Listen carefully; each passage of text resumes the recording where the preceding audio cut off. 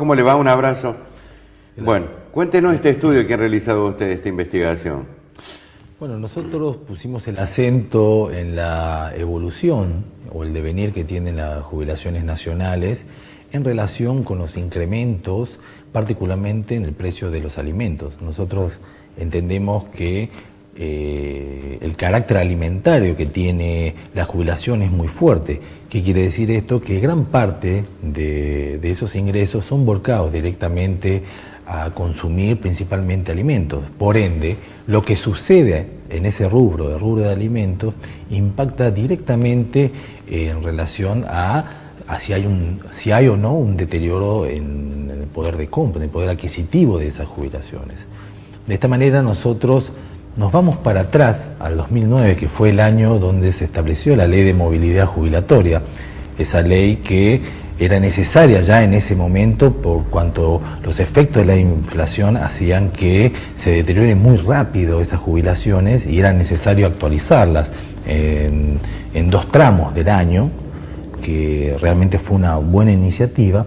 Sin embargo, al no estar atado esos incrementos a criterios que tengan que ver con valores reales de la suba de precio, principalmente de alimentos, sino que estar atado a la arbitrariedad del Ejecutivo al determinar cuánto es lo que se va a subir, evidentemente empiezan a tener un deterioro año tras año. Si nosotros lo tomamos o lo graficamos, podremos ver un serrucho en el cual los picos son estas actualizaciones nominales y el descenso está marcado por el incremento de precio en relación a cómo se va deteriorando, pero a los pocos meses. Y luego se necesita un nuevo incremento, tal vez un poco más alto que el anterior, para simplemente volver al estadio anterior que tenía, cuando no se pierde poder adquisitivo. En este caso, nosotros tomando ese hito que es en el 2009, que a partir de ahí comienza la Ley de Movilidad Jubilatoria, y lo que representaba en la canasta básica total, que es lo que determina la línea de pobreza, nosotros establecimos que hay un deterioro de la misma jubilación a esta parte de un 12%. O sea, los jubilados hoy pueden comprar 12% menos de aquel momento allá en 2009 donde se había lanzado esta ley. Justamente una ley, vuelvo a repetir, que tenía que ver con proteger estos saberes jubilatorios del efecto nocivo que produce la inflación. Sin embargo, hoy por hoy pueden consumir 12% menos, lo que implica un deterioro importante en ese poder adquisitivo. Tengamos en cuenta que hoy, con el último aumento que ha tenido las jubilaciones, que se han ido de 2.477 a 2.757, estamos hablando de una suba de un poco más del 11.32%. Es una suba nominal que ha quedado muy chica y muy desactualizada solamente con los últimos aumentos que hubo en el año. Tengamos en cuenta que si ese incremento se percibió en marzo, para marzo ya llevamos un acumulado de suba del precio de los alimentos de más del 14%. ¿Qué quiere decir? Que esa suba, ese incremento de los jubilados, ni siquiera pudieron cobrarlo un solo mes. Antes que lo pudieran cobrar, ya fue totalmente licuado por este fenómeno inflacionario. De ahí el carácter necesario de que este tipo de haberes sean actualizados en función de criterios más reales. Uno de ellos, sin lugar a duda, son los alimentos. Es justamente el rubro que hoy por hoy el nuevo IPC, el IPC-NU, tiene más problemas y despierta mayores desconfianzas, entendiendo que las mañas que tenía cuando era conducido por Guillermo Moreno en ese momento, continúan hoy aún sin la figura de Guillermo Moreno, en función de que un rubro estratégico como es alimentos hoy sigue siendo distorsionado por necesidades simplemente políticas. Es decir, del 2009 al 2013 el jubilado perdió el 12% de la capacidad adquisitiva. Y de enero a esta parte un 14% además de aquel 13%.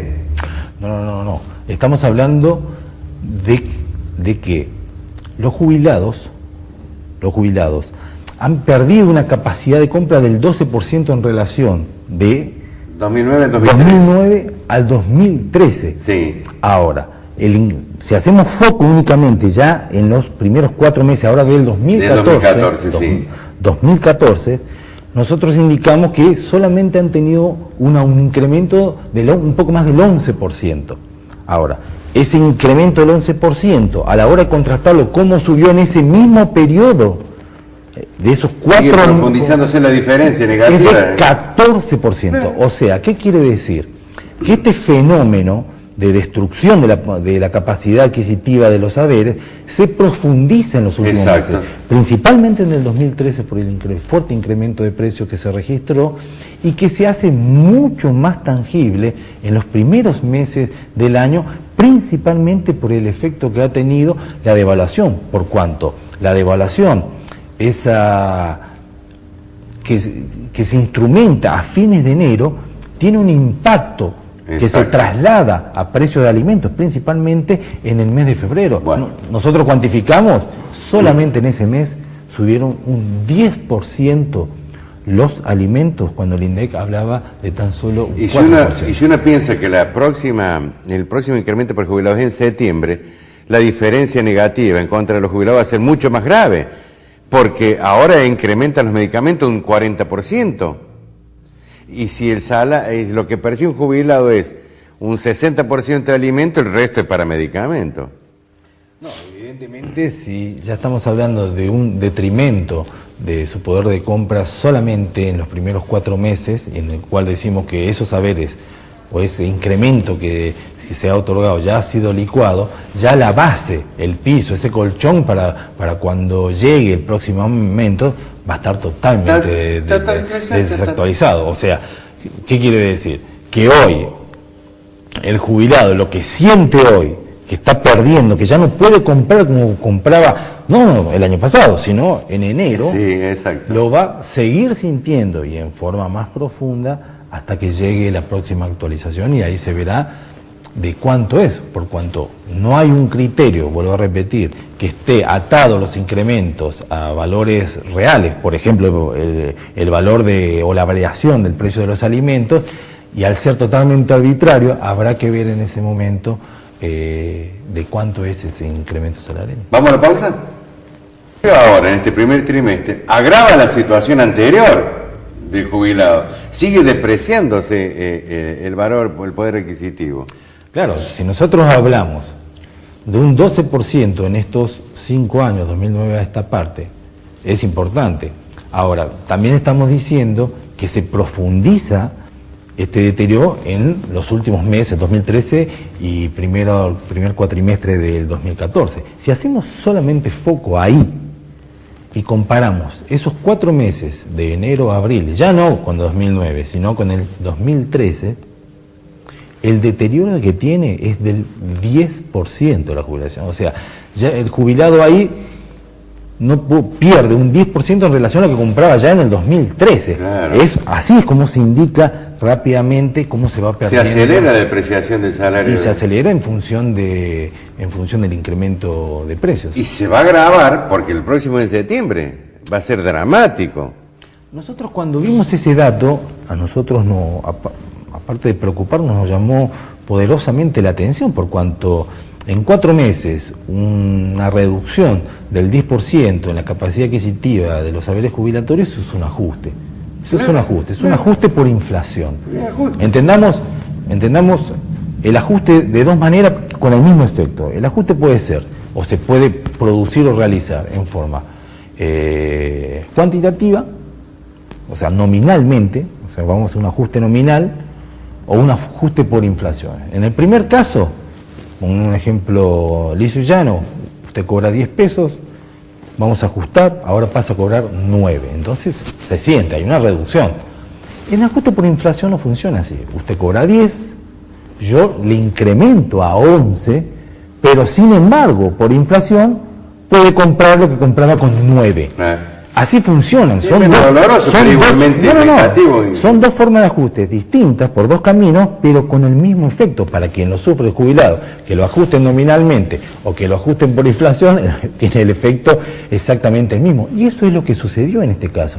Nosotros nos interesó poder determinar cuándo fue, en qué momento fue donde se dio un ajuste en términos similares a este ajuste del 10% por inflación que se dio en los primeros meses de este año. Comparativamente. Comparativamente, ¿a dónde nos tenemos que retrotraer?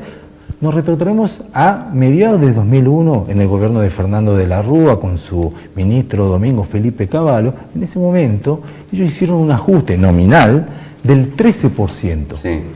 Entonces estamos en términos similares, allá del 13%, acá del 10%, pero con diferencias. En ese momento, ese ajuste del 13% se hizo extensivo al 16% del universo de los jubilados. Claro, los que cobran más. En ese momento, un poco más de 533 pesos.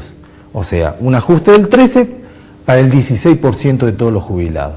En este caso, se hizo un ajuste del 10%, pero para el 100% de los jubilados. O sea, cayeron absolutamente todos los jubilados. Sí, más injusto, más liberal. Más injusto por cuanto ni siquiera tuvo una visión de haberes más chicos y más grandes, sino parejo para todos y todas.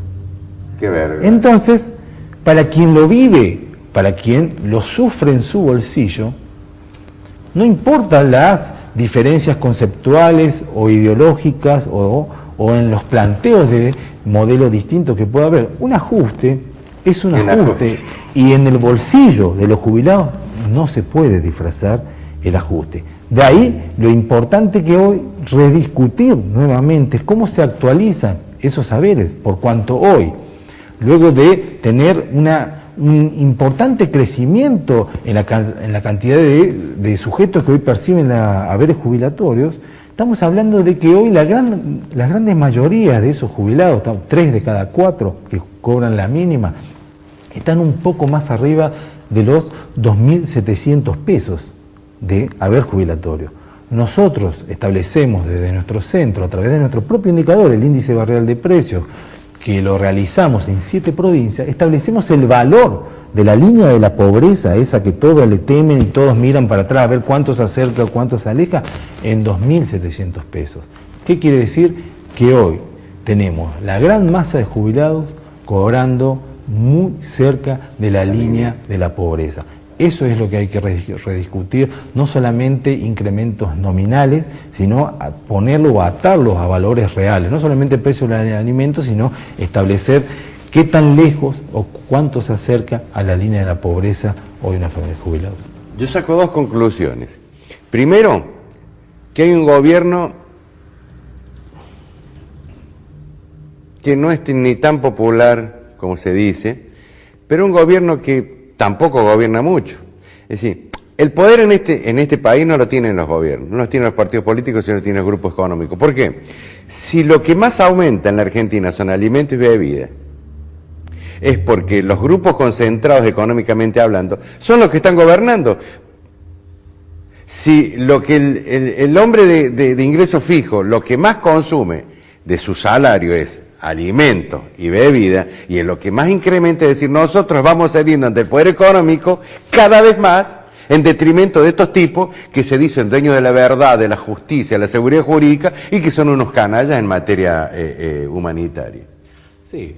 Porque para cómo están concentrados en 4 o 5 grupos, el aceite son 2, el azúcar es 1 y así sucesivamente. Yo creo que a ese análisis hay que enriquecerlo también con una mirada en el sentido de que los grupos económicos concentrados no son propios de la Argentina, actúan en toda Latinoamérica. Sin embargo, los fenómenos inflacionarios los tenemos acá, no están en Brasil. Porque hay mayor capacidad adquisitiva acá en la Argentina que en los otros pueblos. Y también lo que hay que signar es que esta concentración, que bien vos lo indicás, es un fenómeno que se ha profundizado y se ha consolidado en estos últimos 10 años.